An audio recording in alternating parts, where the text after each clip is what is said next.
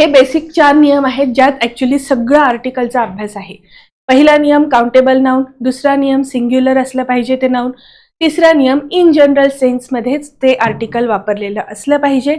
आर्टिकलचा जो काही वापर आहे इनडेफिनेट आर्टिकलचा हा प्रत्येक ठिकाणी केलाच पाहिजे असं नाही.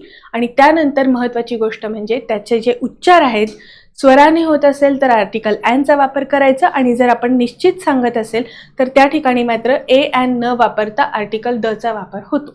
ओके. जर नाऊनच्या आधी ॲडजेक्टिव्ह आलं तर आर्टिकल वापरताना ते ॲडजेक्टिव्हच्या आधी वापरा, आणि सगळीकडेच ॲडजेक्टिव्ह वापरायचं असतं, आर्टिकल वापरायचं असतं असं नाही. Hello everyone, welcome to MPSC exam mantra. मी प्रगती. आज आपण आर्टिकल या टॉपिकला सुरुवात करत आहे. पहिल्या लेक्चरपासून आपण म्हटलं आहे की आर्टिकलचे जे नियम आहेत ते इतरही पार्ट्स ऑफ स्पीचमध्ये रिपीट होतात. म्हणजे आपल्याला माहिती आहे की नाऊनमध्ये पण आपण आर्टिकल वापरायचे की नाही हे बघितलं होतं. मुळात आर्टिकल्स कधी वापरायचे हे नाऊनवरती डिपेंड करतं, त्यामुळे नाऊनच्या लेक्चरमध्ये बराच रेफरन्स आपला आर्टिकल्सचा आला होता. त्यानंतर आपण ॲडजेक्टिव्ह आणि ॲडवर्ब या दोन्ही टॉपिकमध्ये देखील बघितलं होतं की ॲडजेक्टिव्हच्या आधी, सुपरलेटिव्ह ॲडजेक्टिव्हच्या आधी आर्टिकल्सचा वापर करावा लागतो. तर या सगळ्या ज्या गोष्टी आहेत आपल्या आर्टिकलच्या, या आपल्याला अगदी डिटेलमध्ये शिकायच्या आहेत. आर्टिकल्स कोणते असतात, त्यांचा वापर कसा करायचा आणि त्यांचा वापर कधी करायचा नाही, या सगळ्या गोष्टींचा आज आपण डिस्कशन डिटेलमध्ये करणार आहे. आणि हा जो टॉपिक आहे हा सगळ्यात जास्त महत्त्वाचा टॉपिक आहे. दिसताना म्हणजे आर्टिकल हे ॲक्च्युली 3च शब्द आहेत, ए, ॲन आणि द. दिसताना एकाक्षरी शब्द दिसतात हे, मात्र यांचं जे आपल्याला महत्त्व आहे हे एक्झामच्या दृष्टीने भरपूर आहे. आणि त्यासाठी आपल्याला आज आर्टिकलचा जो काही टॉपिक आहे हा लक्ष देऊन शेवटपर्यंत व्यवस्थित बघायचा आहे. सुरुवात करूयात आपण आर्टिकल्सच्या लेक्चरला. पहिलं आहे आर्टिकल. यामध्ये आर्टिकल ए, ॲन आणि द असे 3 आर्टिकल असतात. आता हे आपल्याला माहिती आहे की आर्टिकल्सला आपण डिटरमायनर सुद्धा म्हणतो. आता हे कशासाठी डिटरमायनर म्हणायचं, कारण बघा जेव्हा आर्टिकल्स आपण अभ्यासत असतो त्यावेळी ते जे आर्टिकल्स आहेत हे आपल्याला त्या नाऊनबद्दल माहिती देतात. आता आपल्याला माहिती आहे नाऊनबद्दल माहिती देणारा शब्द हा ॲडजेक्टिव्ह असतो, म्हणून हे जे आर्टिकल्स आहेत हे आपण ॲडजेक्टिव्ह म्हणून सुद्धा कन्सिडर करतो. ॲक्च्युली त्यांना डिटरमायनर्स म्हटलं जातं. सिंग्युलर आहे का प्लुरल आहे त्यावरून सुद्धा आपल्याला हे गोष्ट लक्षात येते. ज्या वेळेस आपण प्रोनाउन्सचा अभ्यास केला होता, त्याचबरोबर आपण ॲडजेक्टिव्हचा अभ्यास केलेला, त्यावेळी आपण ईच आणि एव्हरी हे 2 शब्द बघितले होते. ओके. आणि तर ते शब्द आपल्याला काय सांगतात की एक या अर्थाने आपण पुढे काहीतरी नाऊन वापरलेलं आहे. मग आता एक या अर्थाने जर नाऊन वापरलं असेल तर वाक्यामध्ये ईच आणि एव्हरीच्या ऐवजी आर्टिकल ए किंवा ॲनचा वापर होऊ शकतो, आणि तो कसा करायचा ते आपण थोडक्यात बघणारच आहे. फक्त मला सांगण्याचा उद्देश एकच आहे की ज्यावेळेस आपण एखाद्या नाऊनला संबोधत असतो त्यावेळी आपल्याला त्या ठिकाणी इनडेफिनेट आर्टिकल वापरावं लागतं किंवा डेफिनेट आर्टिकल वापरावं लागतं. आता यातले हे जे 2 आर्टिकल्स आहेत, आर्टिकल ए आणि आर्टिकल ॲन, या दोघांना आपण इनडेफिनेट आर्टिकल्स म्हणतो. इनडेफिनेट का आहेत? कारण ते कुठल्याही नाऊनला निश्चित करत नाहीत, त्याबद्दल विशिष्ट माहिती देत नाहीत किंवा हेतुपूर्वक त्या गोष्टीला स्पेसिफाय करत नाहीत. इन जनरल सेन्समध्ये आपण त्यांना वापरतो आणि म्हणून आपण त्यांना इनडेफिनेट आर्टिकल्स असं म्हटलेलं आहे. हे जे इनडेफिनेट आहेत हे आपल्याला इन जनरल सेन्स वापरलेले दिसतात. ठीक आहे, म्हणजे ढोबळ मानाने आपण हे वापरतो. आता यासाठी काही नियम आहेत आणि काही अपवाद देखील आहेत, त्या सगळ्यांचा आपल्याला डिटेलमध्ये अभ्यास करायचा आहे. दुसरं आहे आर्टिकल द. आता हे ॲक्च्युली आर्टिकल जे आहे हे आपण डेफिनेट आर्टिकल म्हणून कन्सिडर करतो. याला काय म्हणायचं? Definite article.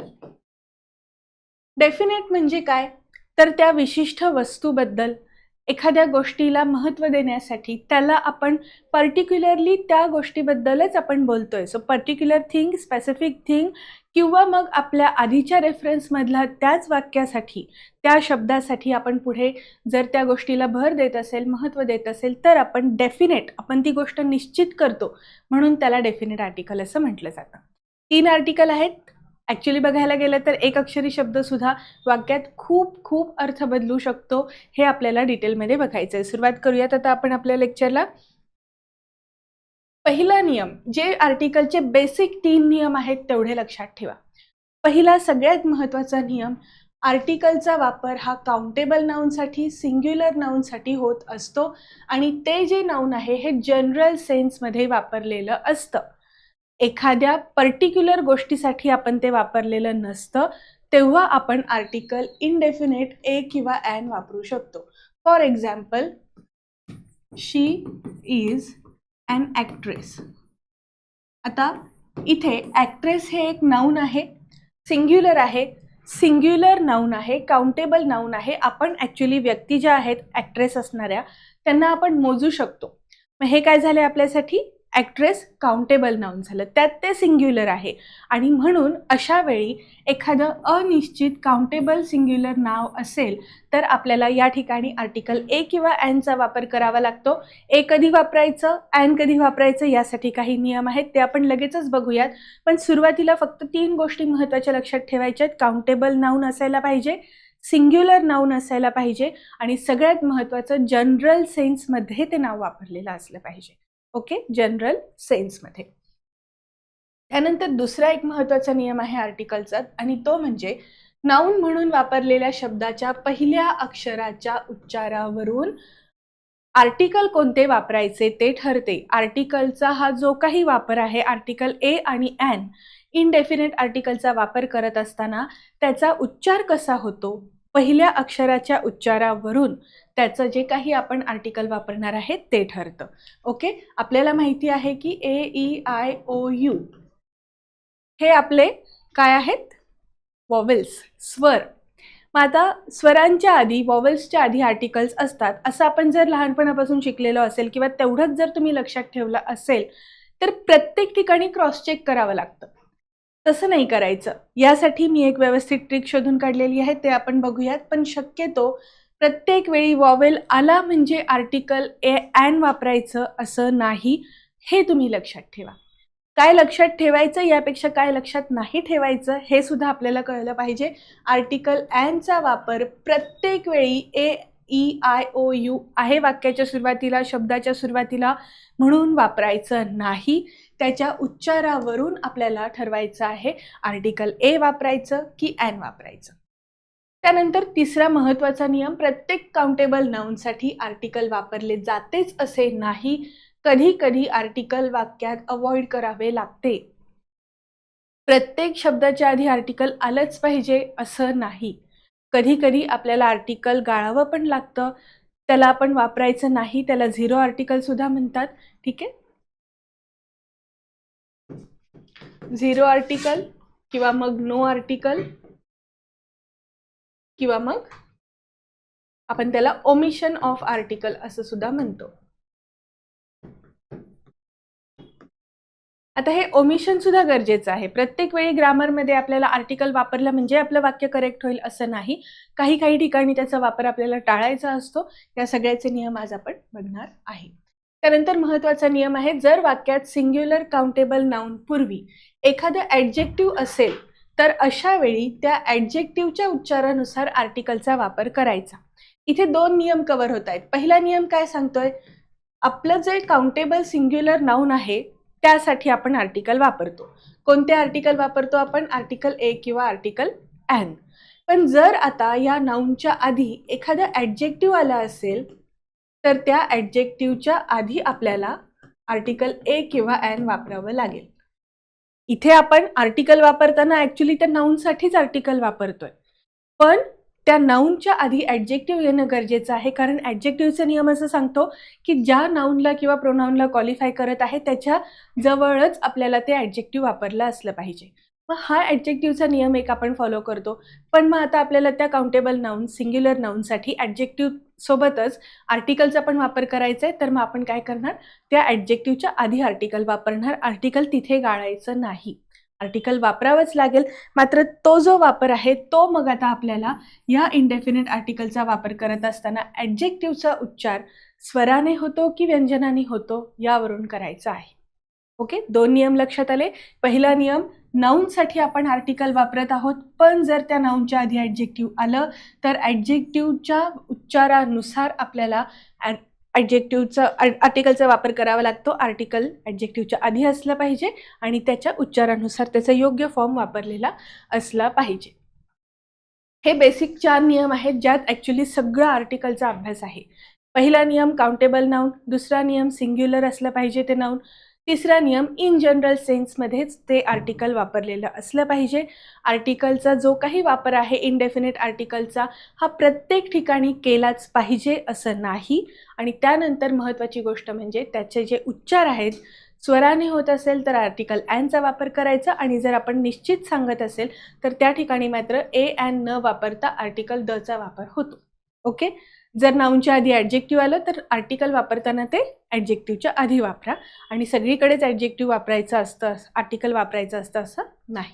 आता आपण बघूयात ए आणि ॲनचे स्पेसिफिक नियम. ज्या शब्दांचा उच्चार मराठीतील स्वरांनी होतो वॉवेल्स त्यासाठी आर्टिकल ॲन वापरतात. मी मगाशी तुम्हाला म्हटलं की AEIOU हे आपल्याला माहिती आहे की हे वॉवेल्स आहेत आणि हे वॉवेल्स जर असतील तर त्याच्या आधी आर्टिकल वापरायचं. ही ट्रिक उपयोगात येत नाही, हे लक्षात ठेवू नका. मराठी स्वरातले उच्चार आपल्याकडे जे 14 स्वर आहेत मराठीतले, आता आपण बाराखडीमध्ये अ आ इ शिकतो, पण आता त्यानंतर ॲ आणि ऑ हे सुद्धा स्वर आपल्या मराठी लिपीमध्ये ॲड झालेले आहेत देवनागरीमध्ये, आपण ते लिहू शकतो. तर त्या 14 स्वरांनुसार जर उच्चार असेल तर लक्षात ठेवा की आपल्याला आर्टिकल ॲन वापरायचे. अ आ इ ई उ उ ए ऐ ओ औ अम आहा ॲ आणि ऑ हे जे 14 स्वर आहेत त्याच्या आधी आपल्याला आर्टिकल वापरायचं असेल. जर आपण त्या उच्चाराने सुरू होणारं नाऊन काउंटेबल असेल, सिंग्युलर असेल आणि त्याच्या आधी आर्टिकल वापरणार असेल तर या नाऊनमध्ये आर्टिकल ॲनचा कंपल्सरी वापर झाला पाहिजे. ओके. आणि जर त्या शब्दाचा उच्चार मराठीतील स्वरांनी होत नाही म्हणजेच काय तर व्यंजनाने होतो, त्यासाठी आपल्याला या ठिकाणी आर्टिकल एचा वापर करायचा आहे. आता इथे काही वर्ड्स दिलेले आहेत, त्यांच्या आधी आर्टिकल वापरायचं की नाही आणि कोणतं ते आपण बघूयात. ओके.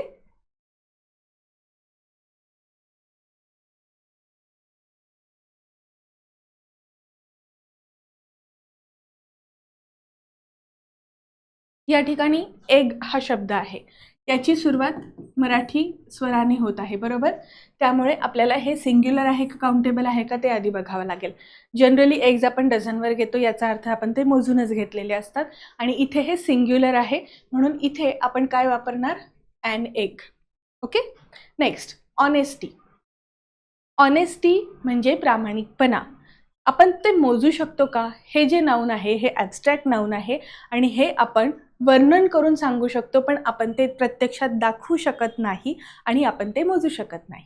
मग या ऑनेस्टीच्या आधी आर्टिकलच येणार नाही. नेक्स्ट आहे इडियट.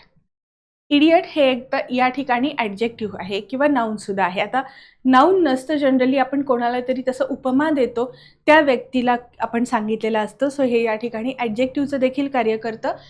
ॲडजेक्टिव्हची इथे जी सुरुवात आहे ही ई वरून झालेली आहे, स्वर आहे, तर आपण आर्टिकल ॲन वापरूयात. ओके. त्यानंतर honest.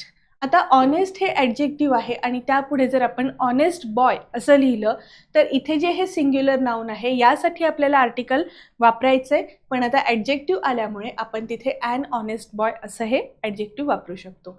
Next animal, an animal. त्यानंतर युनिक. आता इथे स्वर मराठीमध्ये जरी नाही म्हटलं तरी इंग्लिशमधले जे AEIOU स्वर आहेत त्यातला एक आहे युनिक, पण याचा उच्चार बघा आपण य नी करत आहे बरोबर. युनिक लिहिताना यचा उच्चार होतो, त्यामुळे या ठिकाणी आर्टिकल एचा वापर होईल. ठीक आहे. आता जनरली द युनिक पण आपण म्हणू शकतो, पण जर आपल्याला काही पुढे अनकाउंटेबल नाऊन जर काही सिंग्युलर नाऊन असेल आपल्याला तर त्या ठिकाणी अयुनिक म्हणता येऊ शकतं. ठीक आहे. अ किंवा द दोन्हीही योग्य आहे. त्यानंतर युरोपियन. इथे सुद्धा ईनी वाक्याची सुरुवात झालेली आहे, पण याचा उच्चार हा युरोपियन होतो, युरोपियन. ओके. त्यामुळे यनी उच्चार आहेत तर इथे आर्टिकल ए येणार, ॲन येणार नाही. सेम तसंच आहे युनिफॉर्मच्या बाबतीत सुद्धा अयुनिफॉर्म. त्यानंतर अम्ब्रेला. इथे मात्र उच्चार स्वराने होत आहे म्हणून आपण इथे ॲन अम्ब्रेला असं म्हणूयात. आईज हा शब्द बघा, आईजच्या आधी आर्टिकल येईल का नाही. या ठिकाणी हे प्लुरल नाऊन आहे. ओके. ए येणार का ॲन येणार हा प्रश्नच नाही आहे. नाऊन सिंग्युलर आहे का प्लुरल आहे हे महत्त्वाचं. ॲन इथे येणार नाही कारण हे जे नाऊन आहे हे काउंटेबल जरी असलं तरी हे या ठिकाणी सिंग्युलर नाही, त्यामुळे आर्टिकलचा वापर होत नाही. पुढे बघूयात आऊल. इथे काय येणार? An owl. Indian, an Indian. Doctor, a doctor. MBA. आता हे जे ॲब्रिवेशन्स असतात, ॲब्रिवेशन म्हणजे काय? आपण प्रत्येक शब्दातलं पहिलं अक्षर घेतो आणि त्याला आपण काहीतरी एकत्र जोडून बोलत असतो. MBBS असेल, USA, MBA आहे, BCA, BA, या पद्धतीने आपण ज्या काही डिग्रीज वगैरे बोलत असतो त्यांच्याबद्दल माहिती सांगत असतो. हे जे शब्द आहेत याचा उच्चार कसा होतो ते बघायचा आणि मग पुढे आपल्याला आर्टिकल कसं वापरायचं ते ठरतं. आता MBAचा उच्चार जो आहे हा आपण स्वराने करतो. M दिसत असताना जरी व्यंजन असेल तरीही त्याचा उच्चार मात्र स्वराने होत आहे, त्यामुळे ॲन MBA स्टुडंट असं म्हणू शकतो आपण. An MBA student, an MBA degree, या पद्धतीने आपण ॲन आर्टिकल वापरतो. ओके. यानंतर आपल्याला इथे सिंग्युलरच नाव असणार आहे, हे आता बाय डिफॉल्ट लक्षात आलं पाहिजे. LLM सुद्धा बघा, LLM आपण उच्चार करत असताना सुद्धा L असा करतो, A वरूनच उच्चार होतो, त्यामुळे इथे देखील ॲन LLM असं होईल. ओके. त्यानंतर आहे ॲडव्होकेट. ॲडव्होकेटचा उच्चार सुद्धा स्वराने झालेला आहे, तर आपण ॲन ॲडव्होकेट म्हणू शकतो. On going mission. आता इथे मिशन हा शब्द दिलेला आहे, मिशन हे काउंट करू शकतो आपण आणि त्याच्या आधी ऑन गोईंग हा शब्द आहे. ॲडजेक्टिव्ह नुसार, आता ॲडजेक्टिव्हच्या उच्चारानुसार आपण इथे ॲन ऑन गोईंग मिशन असं म्हणू शकतो. नंतर आहे RTI.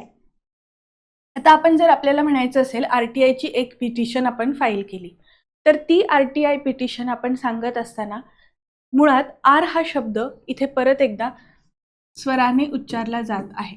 Okay, R. त्यामुळे आपण ॲन RTI पिटिशन असं म्हणू शकतो. एअर. एअर हा जो शब्द आहे हा युनिक आहे, एकमेव द्वितीय आहे आणि म्हणून आपण या ठिकाणी आर्टिकल दचा वापर करत असतो. एअरच्या आधी, आता एअर ही काही काउंटेबल नाही आहे, पण तरीही ती युनिक गोष्ट आहे.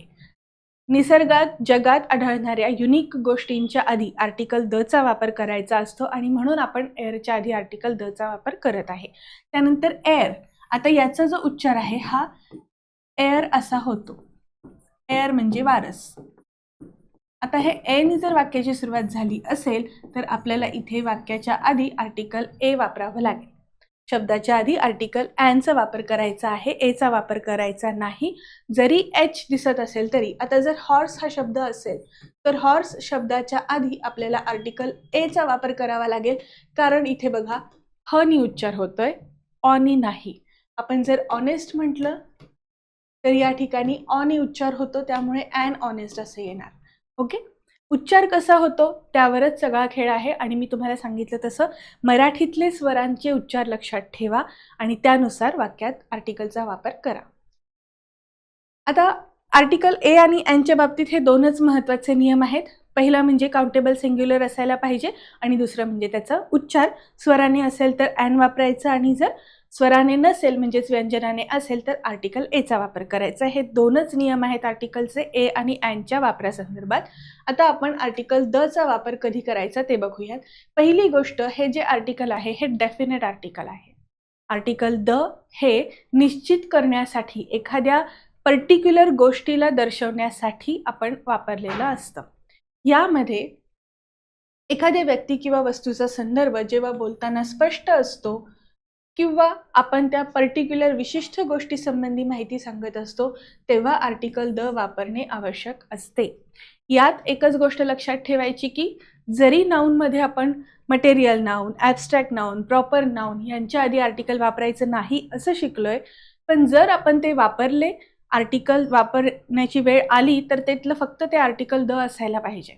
आणि जर ते द आर्टिकल वापरलं असेल तर याचा अर्थ ते निश्चित गोष्टीबद्दल माहिती सांगते. ओके. पुढे आपल्याला सगळ्या एक्झाम्पल्स सहितच हे सगळं बघायचं आहे.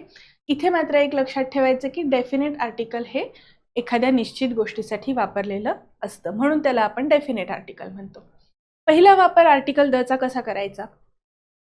नरेटिव्ह किंवा डिस्क्रिप्टिव्ह पॅसेजमध्ये आधी उल्लेखलेल्या नामासाठी द वापरतात. म्हणजे आता आपण काहीतरी नरेशन करतोय, एखादी गोष्ट सांगतोय, एखादी घटना सांगतोय, तर त्या घटनेमध्ये आधी जे नाव आपण वापरलेलं त्या नामाचं परत परत रिपिटेशन न करता आपण त्याऐवजी जर फक्त आर्टिकल द वापरलं तरीही ते क्लिअर असतं. एक्झाम्पल बघूयात. आता मी एक एक्झाम्पल सांगते. मिस्टर जोशी म्हणून एक कोणीतरी असेल पर्सन. सो मिस्टर जोशींनी प्रिन्सिपल पद भूषवलेलं आहे आणि ते प्रिन्सिपल आज आपल्याकडे व्हिजिट करणार आहेत, असं वाक्य. So mister Joshi is principal and he is coming and the principal is going to visit us. And the principal is going to visit us यामध्ये जे आपण प्रिन्सिपलच्या आधी वापरलेलं आर्टिकल द आहे, हे आपल्याला त्या पर्टिक्युलर व्यक्तीबद्दल माहिती देतं. प्रिन्सिपलचं स्पेलिंग हे PAL, मुख्याध्यापक या अर्थाने. ठीक आहे. मी एक सेंटेन्स काय सांगितलेलं, mister Joshi is principal. Okay. And the principal is going to visit अस.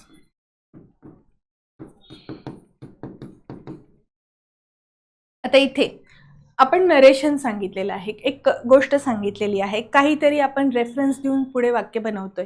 त्यातलं पहिलं जे वाक्य आहे त्यामध्ये आपण ऑलरेडी या व्यक्तिमत्वाबद्दल माहिती दिलेली आहे. आता कोणते प्रिन्सिपल, ते प्रिन्सिपल, पर्टिक्युलरली मिस्टर जोशी, हे आपल्या वाक्यात पुढे येणार आहे. म्हणून आपण या ठिकाणी द प्रिन्सिपल असं म्हटलेलं आहे, जे की या नाऊनबद्दल एक्स्ट्रा इन्फॉर्मेशन देतं.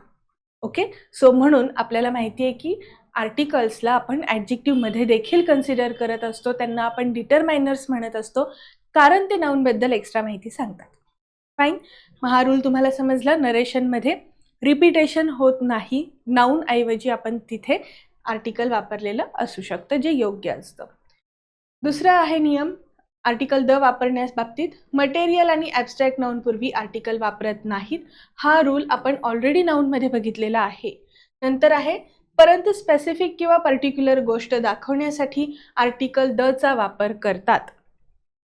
आता इथे आर्टिकलचा वापर कधी कधी नाही करायचा, तर मटेरियल नाऊन असेल किंवा ॲब्स्ट्रॅक्ट नाऊन असेल तर. ओके. पण जर आपण आर्टिकल द वापरून पुढे ते ॲब्स्ट्रॅक्ट नाऊन लिहिलं, आपण हे एक्झाम्पल बघितलं होतं बघा, the beast in him destroyed everything.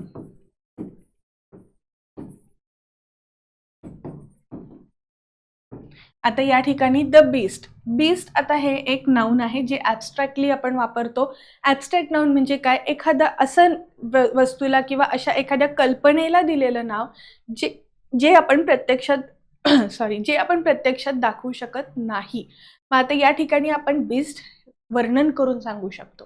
Physical फॉर्ममध्ये बीस्ट आपण दाखवू शकत नाही, पण आपल्याला ते ॲब्स्ट्रॅक्ट नाऊन आता वापरायचंय. इथे बघा, पर्टिक्युलरली त्याच्यातला बीस्ट, पर्टिक्युलरली त्याच्यातली ती निगेटिव्ह क्वालिटी दाखवायची आहे, म्हणून आपण आर्टिकल द चा वापर करतो. ठीक आहे. मी जर म्हटलं honesty is the best policy,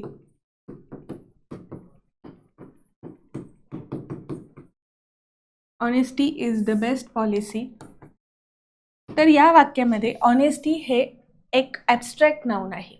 पण जर आपल्याला त्या ऑनेस्टीबद्दल न सांगता एखाद्या पर्टिक्युलर कुठल्या तरी एखाद्या मुलाबद्दल माहिती सांगायची असेल, तर आपण त्या ठिकाणी आर्टिकलचा वापर करणार. एक एक्झाम्पल इथे आपण क्लिअरली बघूयात.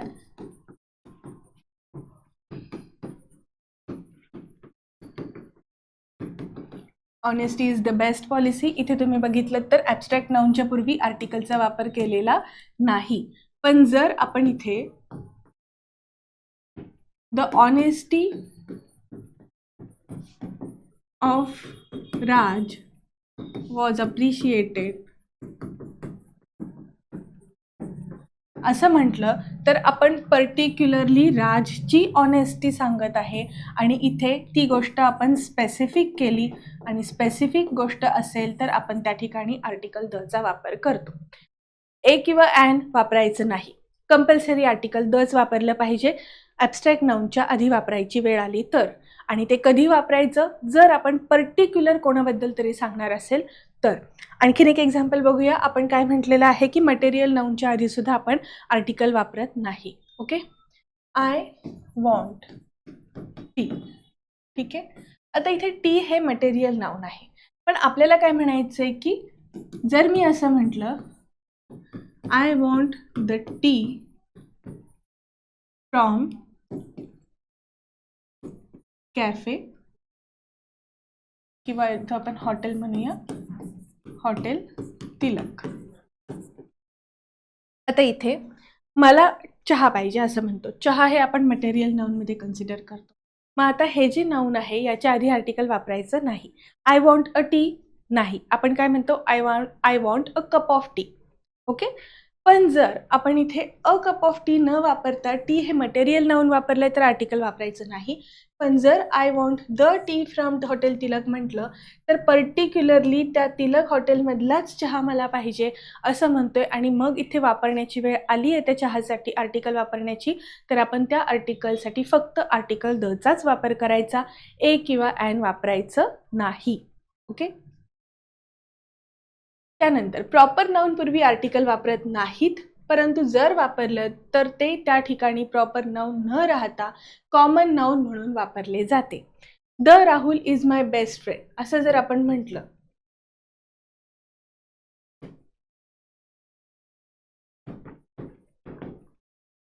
The Rahul is my best friend, तर हे सेंटेन्स कम्प्लिटली चुकणार आहे. प्रॉपर नाऊनच्या आधी आर्टिकल वापरायचं नसतं. पण आता वापरतं येतं, ठीक आहे. मी तुम्हाला याबद्दल एक खूप इंटरेस्टिंग गोष्ट सांगते. मध्ये मी काही टेस्ट सिरीज कंडक्ट केल्या होत्या, त्यामध्ये मी एक क्वेश्चन टाकला होता आर्टिकलचा. त्यात आर्टिकल ए किंवा ॲन प्रॉपर नाऊनच्या आधी वापरायचं नसतं, हेच तुम्ही स्टँडर्ड पुस्तकातून वाचलेलं होतं.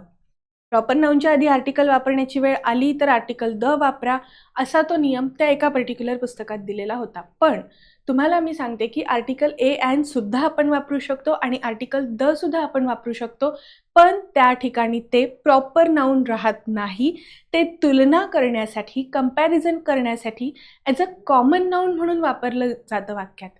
एक्झाम्पल बघूया आपण. मी जर म्हटलं he is Sachin of our team, तो आमच्या संघाचा सचिन तेंडुलकर आहे असं आपल्याला वाक्य म्हणायचंय. तर आता इथे तो आमचा सचिन आहे असं जर म्हटलं, ही इज सचिन, एवढं वाक्य होऊ शकतं. जर आपण हे प्रॉपर नाऊन म्हणून वापरलं तर तो सचिन आहे म्हणजे त्या मुलाचं नाव सचिन आहे, तिथे मग ते प्रॉपर नाऊन झालं. ओके. पण जर आपण सचिन ऐवजी या ठिकाणी असं म्हटलं, he is the Sachin Tendulkar of our team, आणि लगेचच एक वाक्य बघूयात, he is a Sachin Tendulkar of our team. तर आता या तिन्ही वाक्यांमध्ये फरक काय आहे बघा. आपण पहिल्या वाक्यात जर म्हटलं he is Sachin of our team म्हणजे तो आमच्या टीममधला सचिन आहे, ते प्रॉपर नाऊन आहे. सचिन त्या व्यक्तीचं नाव झालं. अर्थ समजला. दुसरा अर्थ बघा, आपण काय म्हणतोय, ही is the Sachin of our team म्हणजे तो जो कोणी खेळाडू आहे तो आमच्या टीमचा ॲक्च्युली सचिन तेंडुलकर आहे, म्हणजे तो आम्हाला बऱ्यापैकी जिंकून देतो. त्याची जी खेळण्याची क्वालिटी आहे ती ॲक्च्युली सचिन तेंडुलकरसोबत मॅच करू शकते किंवा ती हायर क्वालिटी आहे, तुलना योग्य आहे. या अर्थाने हे सेकंड वाक्य आहे. आणि जर आपण थर्ड वाक्यात बघितलं तर सेंटेन्स आहे की he is a Sachin Tendulkar of our team. म्हणजे काय असतं, इथे आपण उपहासाने त्या व्यक्तीला चिडवण्यासाठी, खिजवण्यासाठी हा शब्द वापरलेला असतो. म्हणजे त्याला क्रिकेटमधलं सी पण येत नाही, पण तो स्वतःला सचिन तेंडुलकर समजतो. मग आपण असं कधी कधी चेष्टेनी वगैरे किंवा उपहासाने समोरच्याला म्हणतो बघा की आला आमचा सचिन आला. मग इथे काय, तो व्यक्ती ॲक्च्युली त्याची तुलना होऊ शकत नाही सचिन तेंडुलकर सोबत, तो त्या क्वालिटीचा खेळाडू नाही, पण आम्ही त्याला चिडवण्यासाठी आर्टिकल वापरलेला आहे. म्हणून या ठिकाणी तुलना योग्य नसेल तर आर्टिकल एचा वापर करायचा. ए किंवा ॲन तिथे मग वाक्याच्या उच्चारावरून होतं. आता इथे मी सचिन म्हटलेलं आहे, पण जर मी ईशान म्हटलं तर या ठिकाणी ईशानचं स्पेलिंग आय वरून आहे, म्हणून आपण या ठिकाणी ॲन ईशान म्हणू शकतो. He is an Ishan of our team असं कितीही तुम्हाला पॉझिटिव्हली सांगितलं की he is Ishan of our team, पण तरीही या ठिकाणी ईशान म्हणजे त्याचं व्यक्तीचं नाव झालं. मी जर म्हटलं he is the Ishan Kishan of our team, मग तो जे कंपॅरिझन आहे, ती जी तुलना आहे ती योग्य आहे. पण जर मी असं म्हटलं he is an Ishan of our team, तर वाक्य कितीही पॉझिटिव्हली सांगा, वाक्याचा अर्थ निगेटिव्ह आहे. त्याची तुलनाच होऊ शकत नाही, त्याला खेळातलं काहीही समजत नाही, येत नाही, त्याच्याकडे त्या क्वालिटीज नाहीत, पण तो स्वतःला तसा समजतो आणि ही चेष्टा आहे, कुचेष्टा आहे, उपहास आहे. ओके, त्यामुळे प्रॉपर नाऊनच्या आधी आर्टिकल वापरायचे नाहीत. प्रत्येक वेळी आर्टिकल वापरलंच पाहिजे असं नाही. हा नियम तुम्हाला जर समजला तर याचे अर्थ कसे बदलतात ते देखील समजेल. Using article with surname. आता कसं असतं, जसं आता आपण हे एक्झाम्पल बघितलं सचिन आणि ईशान किशनचं, तसंच सरनेमचे पण जे काही शब्द असतात, सरनेम म्हणजे आडनाव, आडनावासाठी आपण जर आर्टिकल वापरलं तर ते त्या ठिकाणी प्रॉपर नाऊन राहत नाही. ओके, जर आपण आर्टिकल ए किंवा ॲन वापरलं आडनावाच्या उच्चारावरून तर त्याचा अर्थ असा असतो की ती व्यक्ती आपल्यासाठी अननोन आहे. ओके, आर्टिकल ए किंवा ॲन इनडेफिनेट आर्टिकलचा जर वापर झाला तर अर्थ असा निघतो की ती व्यक्ती आपल्यासाठी अननोन आहे. For example, a Kamble had called you. आता इथे आपल्याला असं सांगायचं की कोणीतरी एक कांबळे होते बाबा ज्यांनी तुला फोन केला. मग इथे आपण काय म्हणतोय, कोणीतरी एक जण होतं. आडनावाच्या आधी आर्टिकल जर वापरलं तर ते आपल्याला अननोन आहेत असा त्याचा अर्थ असतो. ओके, आणि जर मी असं म्हटलं, the Kamble have invited us on at the party. The Kamble have invited us at the party. या ठिकाणी हे जे कांबळे आडनाव आहे यात आपण जर आर्टिकल दचा वापर केला तर इथे दोन गोष्टी होतात. आता पहिली गोष्ट, आपण हॅव वापरलेला आहे, plural helping verb, plural verb वापरलेला आहे, म्हणून इथे द कांबळे दोन अर्थांनी वापरलं जातं. पहिला अर्थ निघाला संपूर्ण कुटुंब. जर आपण द प्लस सरनेम वापरलं तर या ठिकाणी संपूर्ण कुटुंबाला आपण रेफर करतो. ओके, आणि दुसरा अर्थ असतो, जर आपण आर्टिकल द सोबत सरनेम वापरलं तर मगाशी आपण जे सांगितलं की वाक्यातील स्पेसिफिक गोष्ट मेन्शन करण्यासाठी, त्या व्यक्तीला स्पेसिफिकली रेफर करण्यासाठी, म्हणजे वाक्यात आधी कुठेतरी त्याचा उल्लेख झालेला असेल आणि त्याच व्यक्तीचं पुढे तुम्हाला माहिती द्यायची आहे, म्हणून आपण या ठिकाणी आर्टिकल द सरनेम सोबत वापरू शकतो.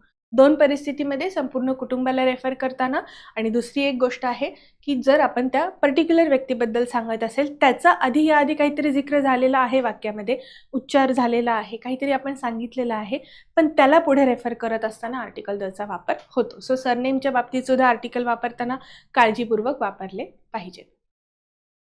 त्यानंतर सिंग्युलर नाउन जेव्हा एखाद्या संपूर्ण वर्गाचे प्रतिनिधित्व करतात तेव्हा द वापरतात, परंतु जर ते नाव प्लुरल असेल तर आर्टिकल वापरत नाहीत. आता इथे बघा, the lion is a wild animal. आता इथे the lion is a wild animal, आपण इथे त्या ॲनिमल बद्दल माहिती सांगतोय. ठीक आहे, हा जो लायन आहे या आधी जर आपण आर्टिकल द वापरलं तर याचा अर्थ संपूर्ण लायन प्रजातीचे या ठिकाणी इथे वर्णन झालेले आहे. जर आपण असं म्हटलं, the dog is the honest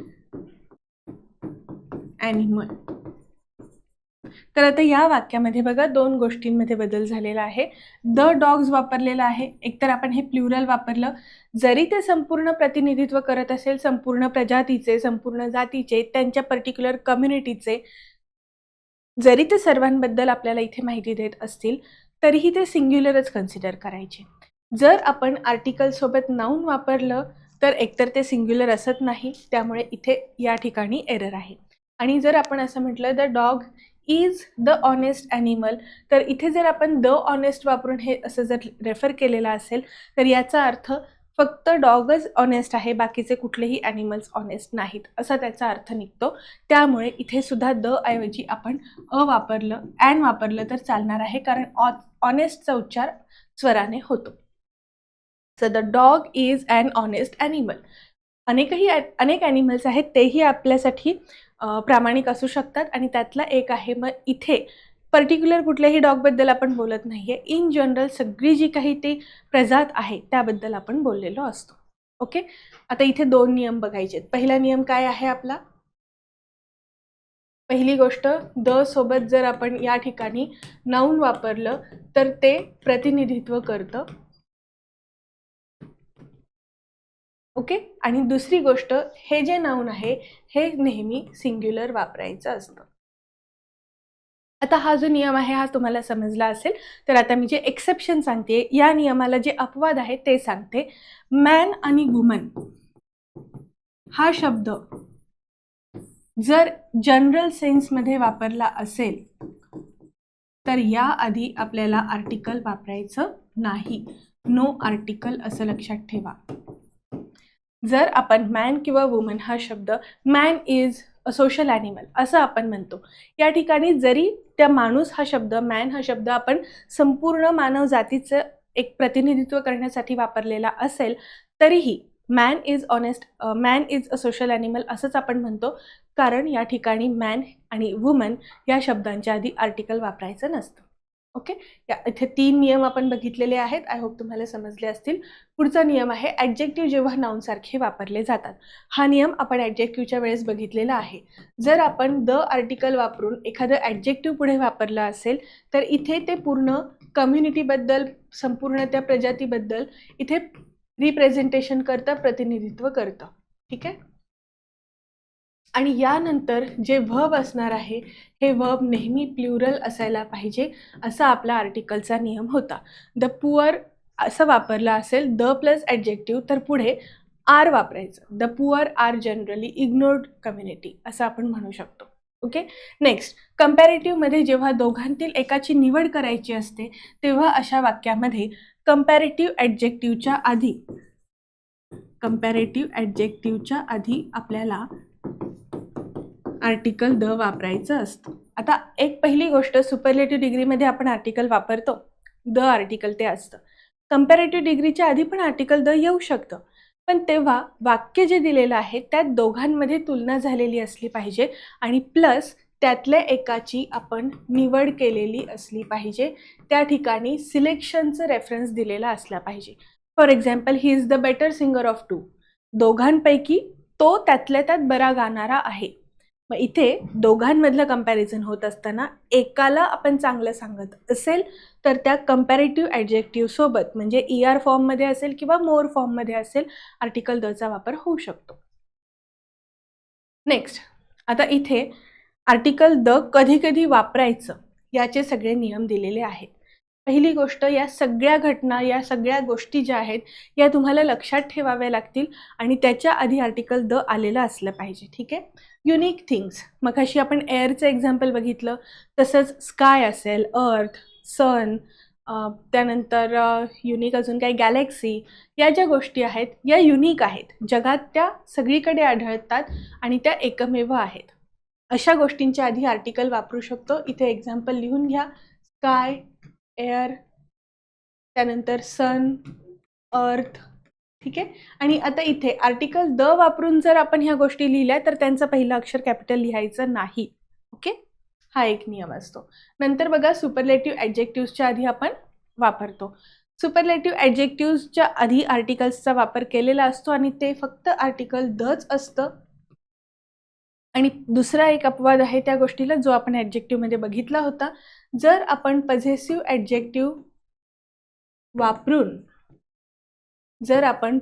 adjective वापरून पुढे सुपरलेटिव्ह ॲडजेक्टिव्ह लिहिलेला असेल तर त्या ठिकाणी आर्टिकल दचा वापर करायचा नाही, ते त्या ठिकाणी अवॉइड करावं लागतं.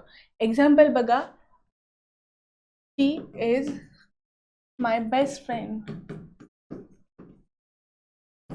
या ठिकाणी इथे बेस्ट आपण वापरलेला आहे, सुपरलेटिव्ह ॲडजेक्टिव्ह आहे, त्याच्या आधी आपण आर्टिकल द वापरत नाहीये कारण माय हे पझेसिव्ह ॲडजेक्टिव्ह झालं. सो पझेसिव्ह ॲडजेक्टिव्हच्या नंतर जर आपण ॲडजेक्टिव्ह सुपरलेटिव्ह जरी वापरलं तरी आर्टिकल द न वापरताच आपल्याला ते लिहावं लागेल. ठीक आहे, त्यानंतर हायेस्ट पोझिशन, जिथे आपण हायरार्की असते त्यातली जी सगळ्यात चीफ पोझिशन आहे तिथे सुपेरियर पोझिशनला आर्टिकलचा वापर होतो. For example the chief, the president या पद्धतीने. President is the highest authority, त्यामुळे आपल्याला या ठिकाणी द प्रेसिडेंट असं वापरता येऊ शकतं.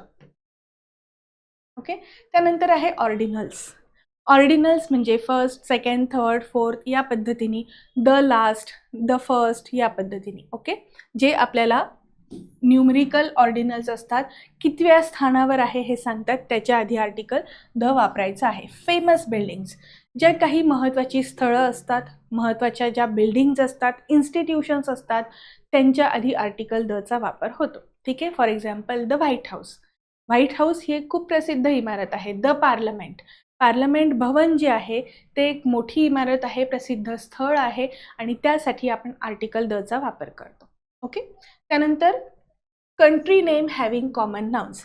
आता इथे 2 नियम कव्हर होतात. पहिला नियम आहे की कंट्रीच्या नावाच्या आधी आर्टिकल वापरायचं नाही, आणि दुसरा नियम असा आहे, जर त्या कंट्रीच्या नावामध्ये एक समूह आहे सगळ्या शब्दांचा, त्यात जर एखादं कॉमन नाउन असेल किंवा तो जर एखाद्या इतर संघांचा संघ असेल, म्हणजे जसं की the United states of America, इथे युनायटेड स्टेट्स हे जे स्टेट्स आहेत ते एकत्रित आलेले आहेत आणि इथे स्टेट्स हे कॉमन नाउन आहे, म्हणून मग the United states of America असं असतं. ओके. द मालदीव्स पण होतं, ते बेटांचा समूह आहे, त्यामुळे तिथे आर्टिकल द वापरलं जातं, पण आपण द इंडिया असं म्हणत नाही. ओके. त्यानंतर हिस्टॉरिकल इव्हेंट्स. हिस्टॉरिकल इव्हेंट्स म्हणजे the French revolution, the Russian revolution, the world war first, the world war second, किंवा मग आपण काय म्हणतो, द वापरून पुढे एखादी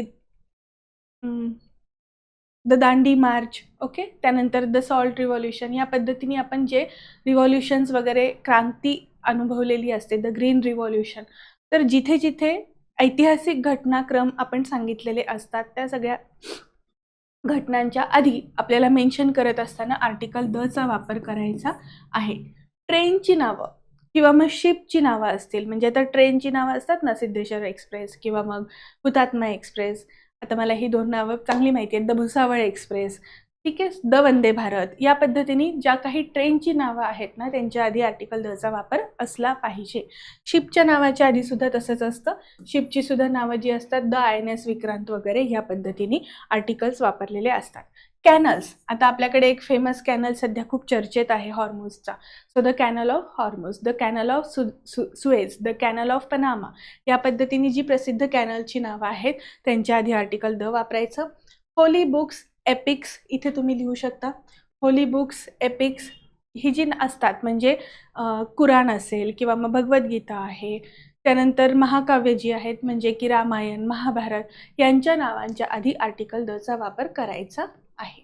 रिव्हर्स, एखाद्या रिव्हरचं प्रॉपर नाउन जे आहे त्याच्या आधी आर्टिकल दचा वापर करावा लागतो.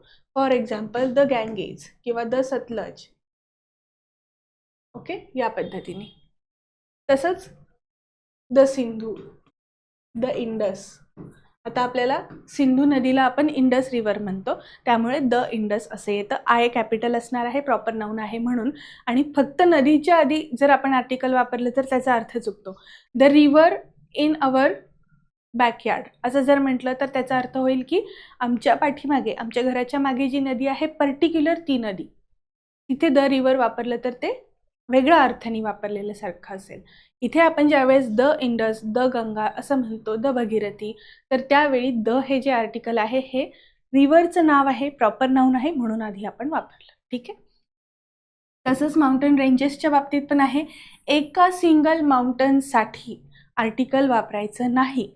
सिंगल माउंटनच्या नावासाठी आर्टिकल वापरायचं नाही, अनलेस अँड अंटिल ते रिपिटेशनमध्ये असेल किंवा एखादी गोष्ट सांगत असताना पुढे त्याचा रेफरन्स दिलेला असेल, ते स्पेसिफिकली वापरलेलं असेल. स्पेसिफिक आणि पर्टिक्युलर गोष्टींसाठी आपण आत्ता इथे बोलतच नाही आहे, त्यासाठी आर्टिकल द वापरावा लागू शकतो. तो नियम आपण बघितला. आता त्याच्या पुढे ॲडव्हान्स नियम चालू आहे. जर माउंटन रेंजेसचं एकच माउंटन असेल तर आर्टिकल वापरायचं नाही, पण अख्ख्या माउंटन रेंजसाठी आपल्याला आर्टिकल वापरायचं आहे. For example the Himalayas. इथे पूर्ण हिमालयाची जी रांग आहे पूर्ण हिमालयाची जी रांग आहे त्या पर्वत रांगेबद्दल आपण बोलतो आणि म्हणून त्या ठिकाणी आर्टिकल दचा वापर होतो. तसंच आहे ओशन्स, डेझर्ट्स यांची नावं किंवा मग आपण जे बेज असतात, द बे ऑफ बेंगॉल हे ऐकलं असेल तुम्ही. सो लक्षात ठेवा, सामुद्रधुनी असेल किंवा रन ऑफ कच्छ तर द रन ऑफ कच्छ असं आपण म्हणतो. त्यानंतर the Bay of Bengal, the strait, the Palk strait आपण म्हणतो ना, द पाल्कन स्ट्रेट. तर इथे प्रत्येक ठिकाणी आर्टिकल द वापरायचं आहे. जिओग्राफिकल फिजिकल फॉर्म्समधल्या ज्या बॉडीज आहेत त्यासाठी वापरायचं. ही तुम्ही शॉर्टकट ट्रिक लक्षात ठेवू शकता. द थार, द सहारा या पद्धतीने डेझर्ट्सच्या आधीसुद्धा आर्टिकल वापरलेलं असतं. आणि त्यानंतर आहे शेवटचा मुद्दा, तो म्हणजे म्युझिकल इन्स्ट्रुमेंट्स. जे जे म्युझिकल इन्स्ट्रुमेंट्स आहेत त्यांच्या आधी आर्टिकल दचा वापर हा कंपल्सरी करावा लागतो. ओके.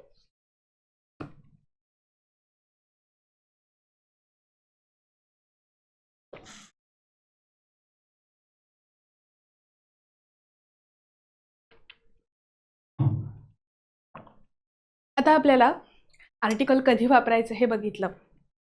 इनडेफिनेट पण बघितलं, डेफिनेट पण बघितलं. डेफिनेटचे भरपूर नियम बघितले. आता आर्टिकल कधी वापरायचं नाही ते बघूया. प्रत्येक वेळी आर्टिकल वापरायचं नाही हा पहिला नियम.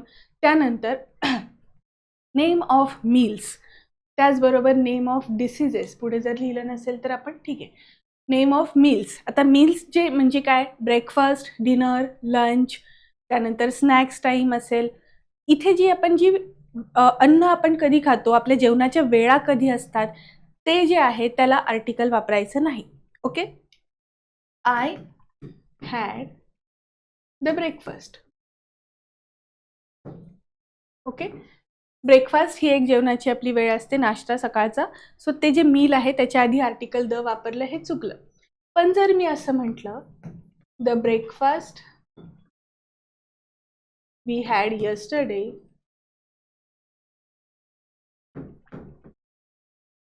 was not so good. आपण काल जो ब्रेकफास्ट केला तो काही इतका चांगला नव्हता असं म्हणायचंय. नियम काय सांगतो, मीलच्या नावाच्या आधी आर्टिकल वापरू नका. ओके. त्याच्यामुळे फक्त आपण एक नाव सांगत असेल मीलचं, जसं की I had my lunch, I had my dinner, I will have my lunch, I will have my dinner, या पद्धतीने. म्हणजे टेन्स कुठलाही असू दे, आपल्याला तिथे मीलच्या नावाच्या आधी आर्टिकल वापरायचंच नाहीये. एक्सेप्शन, जर आपण तिथे पर्टिक्युलर एखाद्या विशिष्ट घटनेबद्दल, विशिष्ट मीलबद्दल सांगत असेल तर आर्टिकल वापरलं जाऊ शकतं आणि ते केवळ आर्टिकल दच असेल. ओके. नंतर common noun used in general sense. एखाद्या जनरल सेन्समध्ये जर कॉमन नाउन वापरलं असेल तर त्या ठिकाणी आपण आर्टिकलचा वापर करत नाही. For example, man is a social animal.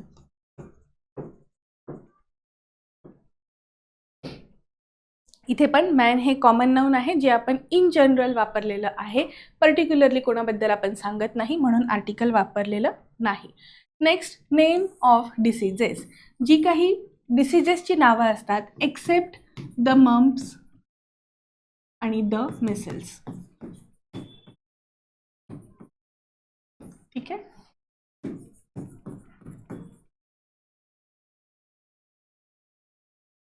The mumps and the measles ह्या दोघांच्या आधीच फक्त आर्टिकल दचा वापर होतो. इतर जी काही डिसीजेसची नावं आहेत, फॉर एक्झाम्पल डेंगी असेल किंवा मग आपण कोविड म्हणू शकतो, सो यांच्या आधी काही आर्टिकल वापरण्याची गरज नाही. हे दोनच आहेत, द मम्प्स आणि द मिसल्स, त्याच्या आधी आर्टिकल दचा वापर होतो. इतर वेळी नेम ऑफ डिसीजेससाठी आर्टिकल वापरायचं नाही. नेक्स्ट आहे name of continent, country, city etcetera. आपण हा नियम मगाशीच बघितलेला आहे. द एशिया आपण म्हणत नाही.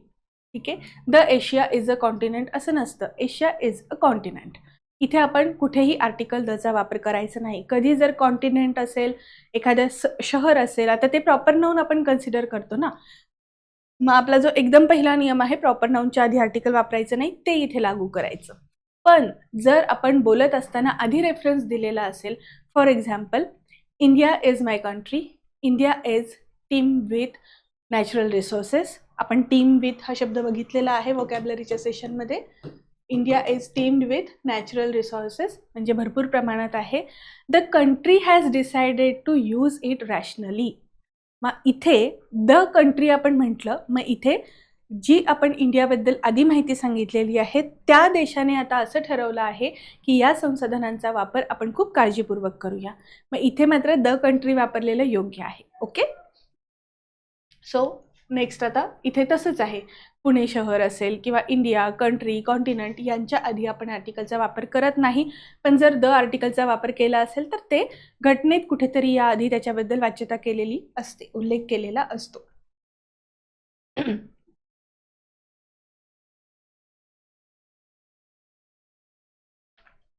त्यानंतर नाउन्स शोईंग रिलेशन, नातेसंबंध दाखवणारे जे जे नाउन्स आहेत त्यांच्या आधी आर्टिकलचा वापर करायचा नाही.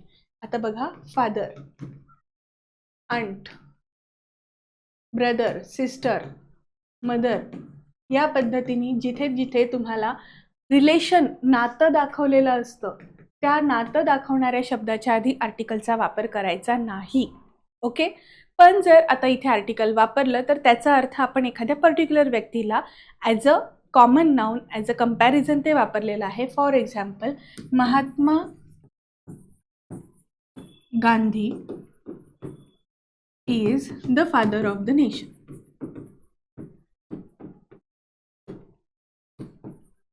किंवा मग doctor Babasaheb Ambedkar is the father of constitution. इथे आपण द फादर म्हणतोय. इथे बघा, आता तुम्ही नातं दाखवलंय का? या वाक्यात जेव्हा आपण म्हणतो doctor Babasaheb Ambedkar is the father of Indian constitution किंवा मग Mahatma Gandhi is the father of nation, इथे आपण वडील या अर्थाने हा फादर शब्द वापरलाय का? नाही. जर आपण नातं दाखवणारा शब्द नातं दाखवतानाच वापरला असेल, रिलेशन तिथे क्लिअरली दिसत असेल, तर अशा वाक्यांच्या आधी, अशा शब्दांच्या आधी आर्टिकलचा वापर करायचा नाही. For example, he is the father असं म्हटलं तर त्या वाक्याचा अर्थ वेगळा होतो. बरेच वडील बसलेले आहेत, म्हणजे बरेच लोक बसलेले आहेत, सगळेजण वडील आहेत, त्यातला तोच आहे बघा, असं आपण जेव्हा सांगतो त्यावेळेस आपण तिथे अर्थ पूर्णपणे बदलतो. पण जर ते माझे वडील आहेत, ही इज माय फादर असं म्हटलं तर या ठिकाणी आर्टिकलचा वापर होत नाही. इथे मात्र हे क्लिअरली नातं दर्शवलेलं आहे. या ठिकाणी सिलेक्शन आहे आणि या ठिकाणी इथे या वाक्यामध्ये कंपॅरिझन आहे. कंपॅरिझन किंवा आपण त्याला उपमा म्हणूयात. ओके, सो आर्टिकलचा वापर हा सर्रास जर तुम्ही करत सुटलात तर तुम्हाला वाक्याचे अर्थ कसे बदलतात हे जोपर्यंत समजत नाही तोपर्यंत ते करेक्ट होणार नाही. सो हे खूप काळजीपूर्वक करावं लागतं.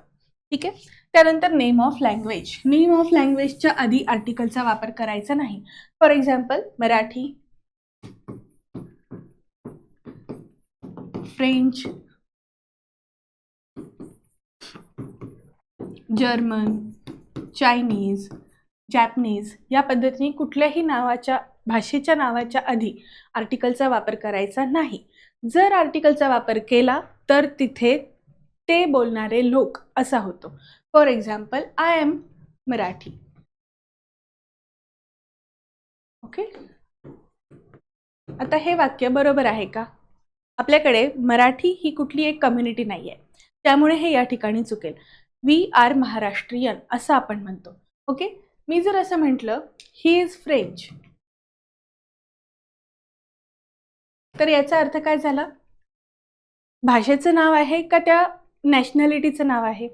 ज्यावेळेस आपण ही इज फ्रेंच म्हणतो याचा अर्थ तो फ्रान्स या देशाचा नागरिक आहे आणि म्हणून हे फ्रेंच या ठिकाणी इथे ॲडजेक्टिव्ह म्हणून कार्य करतं, त्या देशाचा नागरिक या अर्थाने.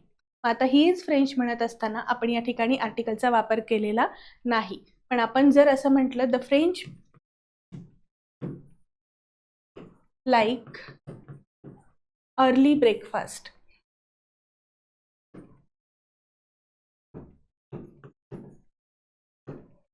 तर या ठिकाणी द फ्रेंच म्हणजे फ्रेंच बोलणारे लोक नाही तर त्या देशाचे नागरिक या अर्थाने. द जर्मन पीपल, मग इथे सुद्धा त्या देशाचे नागरिक, म्हणून आपण आर्टिकल दचा वापर केला. पण जर आर्टिकल द लँग्वेज म्हणून जर वापरणार असेल तर कुठलंच आर्टिकल वापरायचं नाही. For example, she speaks Japanese, ती जॅपनीज बोलते. इथे जॅपनीज हे भाषेसाठी वापरलेलं आहे. पण जर आपण असं म्हटलं the Japanese are very humble. तर आता जॅपनीज हा शब्द दोन्हीकडे आलेला आहे. या वाक्यात तो भाषा म्हणून वापरलेला आहे आणि या दुसऱ्या वाक्यामध्ये नॅशनॅलिटी म्हणजे त्या देशाचे नागरिकत्व, ती भाषा बोलणारे लोक या अर्थाने आपण म्हणू शकतो. The Japanese are very humble. इथे बघा आर्टिकल दचा वापर झालेला आहे, जो योग्य आहे, कारण हे जॅपनीज या ठिकाणी भाषेचं नाव नाही, ते त्या नागरिकत्वाचं नाव आहे. ओके. त्यानंतर name used as an adjective. Rank, title किंवा ऑक्युपेशन जर आपल्याला सांगायचं असेल तर त्या ठिकाणी ऑक्युपेशन मधलं सुद्धा जे हायेस्ट असतं तिथे मात्र आर्टिकल वापरायचं नाही. ओके. जेव्हा किंग शिवाजी असं आपण म्हणतो, या ठिकाणी किंग हे आता इथे रँक आहे किंवा टायटल आहे. ही इज द किंग शिवाजी म्हटलं तर ते चुकणार आहे, किंवा ही is a Shivaji, he is a king Shivaji असं म्हटलं तर तेही चुकणार आहे. हे या ठिकाणी रँक आहे. ओके. त्यामुळे आपल्याला या ठिकाणी कुठलंही आर्टिकल वापरायचं नाही. रँक, टायटल किंवा ऑक्युपेशन नंतर आपण त्या व्यक्तीचं नाव पुढे सांगणार असेल तर अशा वाक्यांमध्ये कधीच आपल्याला कुठलंही आर्टिकल वापरायचं नाही. नेक्स्ट रूल आहे युनिक पोझिशन किंवा अपॉइंटमेंट. इथे लक्षात ठेवा, नेमणूक करत असताना नेमणूक म्हणून एखाद्या पोझिशनबद्दल किंवा पदाबद्दल माहिती सांगितलेली असेल तर अशा कुठल्याही नावाच्या आधी आर्टिकल वापरायचं नाही. For example, he is captain of our team. ठीक आहे. आता Suryakumar Yadav is captain of our team. इथे आपण ही is the captain of our team असं म्हणायचं नाही. ही इज द कॅप्टन म्हणायचं नाही, कारण आता हे एक पद आहे, बरोबर. एक त्याची अपॉइंटमेंट केलेली आहे, त्या पदावरती त्याला आपण निवडलेलं आहे. सो त्यामुळे कॅप्टन ह्या नाऊनच्या आधी आपण कुठलंही आर्टिकल वापरत नाही, कारण ते एक पद आहे, पोझिशन आहे आणि तिथे नेमणूक करून ते पद मिळालेलं असतं. ठीक आहे. त्यामुळे अशा ठिकाणी आपल्याला तिथे आर्टिकल वापरायचं नाही. आणि त्यानंतर विशिष्ट हेतूने वापरल्या जाणाऱ्या जागा किंवा इमारती यांच्यापूर्वी आर्टिकलचा वापर करायचा नाही. आता मी तुम्हाला 2-3 एक्झाम्पल सांगणार आहे, पण एक गोष्ट लक्षात ठेवा, काही वस्तू, काही जागा अशा असतात की त्या फक्त त्या गोष्टीसाठीच वापरल्या जातात. For example hospital. हॉस्पिटल कशासाठी वापरलं जातं? जे काही आजारी आहेत त्यांची सेवा करण्यासाठी, त्यांना उपचार देण्यासाठी. मग जर आर्टिकल द वापरलं असेल, जर आपण त्या जागेच्या आधी आर्टिकल वापरलं तर तिथे त्याचा अर्थ असा होतो की तिथे उपचारासाठी गेलेलं नाहीये, वेगळं कशासाठी तरी गेलं. ओके. तसंच प्रिझन, जेल हे कशासाठी असतं? कैद्यांना आत बंद करून ठेवण्यासाठी. जर आपण त्या नाऊनच्या आधी आर्टिकल वापरलं तर त्याचा अर्थ असतो की तो कैदी नाहीये, पण कैद्यांना ठेवण्यासाठी त्या विशिष्ट हेतूनेच ती जागा बांधलेली आहे, म्हणून त्या आधी आर्टिकलचा वापर करायचा नाही. सोपं एक्झाम्पल, बेड कशासाठी असतो? झोपण्यासाठी. पण जर त्या व्यतिरिक्त त्याचा काही वापर झाला, जम्पिंग असेल किंवा मग बसणं असेल, तर तिथे आपण आर्टिकल द वापरू शकतो. पण जर आपल्याला सरळ सरळ म्हणायचं असेल की आता झोपलाय, तर I will sleep in bed असं असतं. I will sleep in the bed किंवा ऑन द बेड या पद्धतीने द बेड हा शब्द वापरायचा नाही. सगळे एक्झाम्पल्स आपण 1 by 1 बघूयात. For example, she is admitted in the hospital. Okay. इथे बघा द हॉस्पिटल वापरलेलं आहे. आणि जर असं म्हटलं, शी वेंट टू द हॉस्पिटल, तर यापैकी हे जे सेकंड सेंटेन्स आहे इथे मात्र त्याचा वापर केलेला योग्य आहे. ॲडमिट केलेला आहे याचा अर्थ तिच्यावर उपचार घेण्यासाठी ती त्या पर्टिक्युलर स्थळामध्ये गेलेली आहे किंवा तिला तिथं नेण्यात आलेलं आहे. हॉस्पिटलमध्ये काम काय करतात? लोकांची सेवा करणं, त्यांच्यावरती उपचार करणं. ती ॲक्च्युली उपचार घेण्यासाठी तिथे गेलेली आहे आणि जर तिथे ती गेली असेल तर आर्टिकल दचा वापर करायचा नाही. हॉस्पिटलचं जे काम आहे, ज्या हेतूसाठी ते वापरलं जातं त्याच हेतूसाठी ते वापरलं गेलं आहे, या रेफरन्समध्ये आर्टिकलचा वापर करायचा नाही. पण जर मी असं म्हटलं, शी वेंट टू द हॉस्पिटल, याचा अर्थ तिथे एक व्हिजिटर म्हणून गेलेली आहे किंवा दुसऱ्या काहीतरी कामासाठी गेलेली आहे, उपचार घेण्यासाठी नाही. सेम अजून एक वाक्य जर बघितलं तर बघा, his uncle is in prison. आता इथे इन द प्रिझन नाही म्हणायचं, कारण त्याचे जे अंकल कोणी असतील ते ॲक्च्युली काहीतरी क्रिमिनल आहेत त्यांना शिक्षा म्हणून तिथे ठेवण्यात आलेलं आहे. प्रिझन ही जागा जी आहे ही आपल्याला क्रिमिनल्सला ठेवण्यासाठी किंवा काहीतरी शिक्षा ज्यांना भोगायची आहे त्यांच्यासाठी ती जागा असते. त्या हेतूने त्याचा वापर झाला म्हणून आर्टिकल वापरायचं नाही. पण जर आपण असं म्हटलं हिज अंकल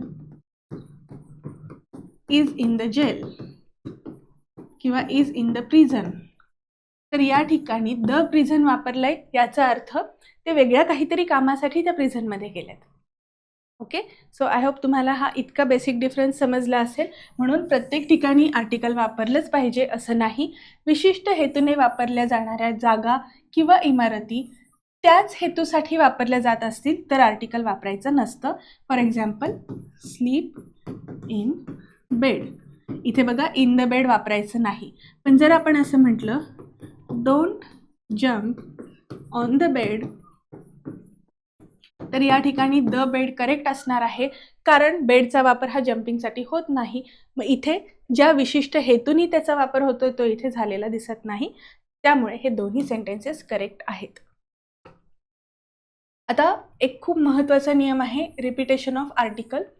आर्टिकल सोबत जर आपण ॲडजेक्टिव्ह वापरलेलं असेल आणि अँड हे कंजंक्शन वापरून आपण परत एकदा तेच नाव लिहित असेल तर या ठिकाणी असा अर्थ होतो की अँडच्या आधी आणि नंतर वापरलेले दोन्ही ॲडजेक्टिव्ज एकाच व्यक्तीसाठी वापरलेले आहेत. For example she has a black and white cat. आता इथे आर्टिकल एकदाच वापरलं, त्यानंतर आपण एक ॲडजेक्टिव्ह लिहिलं, अँड हे कंजंक्शन जोडलेलं आहे आणि पुन्हा एक ॲडजेक्टिव्ह लिहिलं. मग हा जो रेफरन्स आहे, आपण जेव्हा म्हणतो she has a black and white cat, याचा अर्थ तिच्याकडे एकच कॅट आहे आणि तिचा रंग ब्लॅक आणि व्हाईट असं आहे. आल्या लक्षात? एकच आहे. पण जर आपण असं म्हटलं she has a black and a white cat, तर या ठिकाणी तिच्याकडे एक काळी मंजर देखील आहे आणि एक पांढरी देखील आहे असा अर्थ निघतो. म्हणजेच काय, अँड हे कंजंक्शन वापरून जर आपण आधी आर्टिकल वापरलं असेल आणि नंतरही नाऊन जे आहेत ते सेपरेट लिहिलेले असतील, एकदाच आर्टिकलचा वापर आणि अँडच्या आधी आणि नंतर नाऊन किंवा ॲडजेक्टिव्ह, याचा अर्थ ती एकच व्यक्ती आहे, एकच गोष्टीला आपण रेफर करतो. पण अँडच्या पूर्वी देखील आर्टिकल वापरलं, या ठिकाणी बघा इथे आर्टिकल एचा वापर केला आपण, ठीक आहे, आर्टिकल ए वापरलं आणि दुसऱ्यांदा देखील अँडच्या नंतर देखील आर्टिकल वापरलं, दोन वेगवेगळ्या गोष्टींबद्दल आपण बोललेलो असतो. ओके, आणखीन एक एक्झाम्पल बघूयात आता आपण या सेम रूलसाठी, कारण याच्यावरती बरेच प्रश्न आलेले दिसतात. For example the actress and singer will visit the orphanage.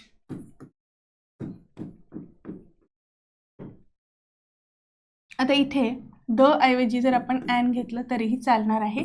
ती एखाद्या अनाथ आश्रमाला भेट देणार आहे असं आपल्याला सांगायचं आहे. इथे द ॲक्ट्रेस अँड सिंगर म्हणजे जी गाणारी व्यक्ती आहे तीच ॲक्ट्रेस पण आहे आणि जी ॲक्ट्रेस आहे ती सिंगर पण आहे. फॉर एक्झाम्पल आर्या आंबेकर, केतकी माटेगावकर ह्या मुली काय करतात तर ह्या ज्या ॲक्ट्रेस आहेत त्या अभिनेत्री म्हणून पण काम करतात आणि त्या ॲक्च्युली सिंगर पण आहेत.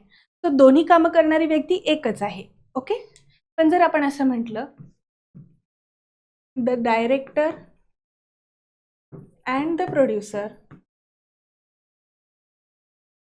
are not available today. तर इथे बघा द डायरेक्टर आर्टिकल अँडच्या आधी पण वापरले आणि नंतर पण वापरले, म्हणजे डायरेक्टर आणि प्रोड्युसर ह्या दोन वेगळ्या वेगळ्या व्यक्ती आहेत आणि आज ते उपलब्ध नाहीत, म्हणून इथे व्हर्ब आपल्याला प्लुरल वापरावं लागेल. नेहमी लक्षात ठेवायचं, जर आर्टिकल अँडच्या आधी आणि नंतर दोन्हीकडे वापरलं असेल तर व्हर्बसुद्धा प्लुरल फॉर्ममध्येच आलं पाहिजे. व्हर्बचे जे काही फॉर्म्स असतील ते प्लुरलच असले पाहिजेत. प्रोनाऊन देखील प्लुरल आलं पाहिजे. ओके, आय होप तुम्हाला इतक्या डिटेलमध्ये आपले हे आर्टिकलचे सगळे रूल्स समजले असतील. आपण काही प्रश्न एक्झाम्पलसाठी सोडवूयात. फर्स्ट आहे डॅश इज क्लाउडी. इथे आर्टिकल दचा वापर होईल कारण स्काय हे मुळात एकमेव द्वितीय आहे आणि जगात ती युनिक गोष्ट आहे. So the sky is cloudy. Next president declared dash emergency. The president, कारण ही हायेस्ट पोस्ट आहे बरोबर, त्यामुळे the president declared an emergency. Okay, म्हणजे इमर्जन्सी सिच्युएशनमुळे त्यांनी एक इमर्जन्सी डिक्लेअर केलेली आहे, त्यामुळे आपण या ठिकाणी ॲन इमर्जन्सी म्हणू शकतो. Next, injured were taken to dash hospital. Injured हे ॲडजेक्टिव्ह आहे, वर वापरलंय, प्लुरल व्हर्ब वापरलंय, म्हणजेच काय, संपूर्ण त्या जे कोणी जखमी आहेत त्या सगळ्यांबद्दल आपण बोलत आहोत. मग इथे आर्टिकल दचा वापर करावा लागेल. द प्लस ॲडजेक्टिव्ह वापरलं की ते नाऊनमध्ये, प्लुरल नाऊनमध्ये कन्वर्ट होतं. ओके, आणि आता इंजर्ड लोकांना हॉस्पिटलमध्ये न्यायचं असेल, हॉस्पिटल ही जागा ज्या कामासाठी आहे त्या कामासाठी वापरली जाते, म्हणून या ठिकाणी आर्टिकल वापरायचं नाही. Next, they live in dash hut. आता युजली हटमध्ये, हट ही राहण्याची जागा आहे, मान्य आहे, पण हटमध्ये सर्रास सगळेच जण राहत नाहीत, so they live in a hut असं आपण म्हणू शकतो. हट हे एक टेम्पररी लिव्हिंगसाठी आहे, it is not meant to live in there permanently, त्यामुळे आपण अ हट असं म्हणू शकतो. Next, he is dash NRI married to dash Indian actress. आता इथे एनचा उच्चार कशावरून झालेला आहे, स्वरावरून, ए न बरोबर, N. So he is an NRI married to an Indian actress. Actress ही सिंग्युलर नाऊन इथे वापरलेला आहे. काउंटेबल सिंग्युलर नाऊनच्या आधी जर ॲडजेक्टिव्ह आलं तर त्या ॲडजेक्टिव्हच्या उच्चारावरून आपल्याला आर्टिकलचा वापर करायचा असतो. ओके, आणि हे जे पुढचे 5 प्रश्न आहेत हे तुम्हाला होमवर्कसाठी देण्यात येतील. याचं जे काही आन्सर असेल ते तुम्ही माझ्याकडून चेक करून घेऊ शकता. आणि आत्ता जे काही आपण आर्टिकलचे नियम बघितलेले आहेत आणि याआधी ॲडव्हर्ब, ॲडजेक्टिव्ह, त्यानंतर टेन्सचे जे टॉपिक बघितले, सब्जेक्ट, प्रेडिकेट, ह्या सगळ्यांवरती आपण एक प्रॅक्टिस सेशन घेणार आहे. ओके, नेक्स्ट लेक्चरमध्ये आपण प्रॅक्टिस सेशन आणि व्होकॅब्युलरीची तयारी करूयात. आज इथेच थांबूया. थँक्यू.